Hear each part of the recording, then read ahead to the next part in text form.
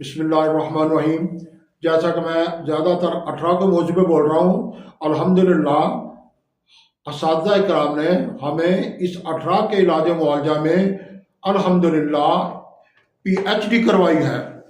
क्या मतलब, 1992 से लाहौर तिबिया कॉलेज अंजुमन हिमायत इस्लाम से हमने इसका कोर्स किया है।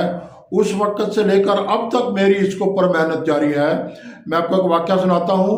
जिस तरह 18 का ताल्लुक माँ के पेट से होता है, इस तरह 18 का ताल्लुक बच्चे की पैदाइश के बाद भी होता है।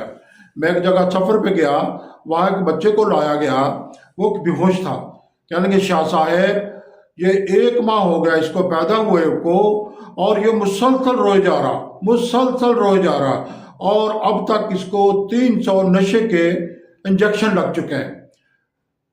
वो जैसे हल्का सा नशा देते हैं, जब उठता है वो रोता है, माँ उसकी दूध पिलाती है, फिर उसको नशे की दवा देते हैं, फिर वो सो जाता है।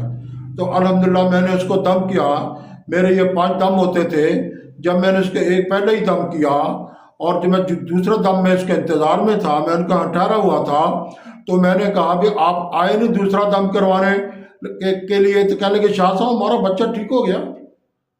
तो जब मैंने उसका हिसाब किया, मैंने कहा जब ये पैदा हुआ तो पैदाइश के बाद आप इसे कब्रिस्तान से लेके गुजरे। कहते इसी तरह ये कब्रिस्तान से लेके गुजरे हैं।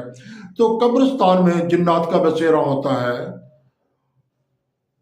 तो जब बच्चा पैदा हो जाता है, उसके कान में जब आज़ान पढ़ दी जाती है, तो तब भी वो जादू जिन्नात से महफूज हो जाता है।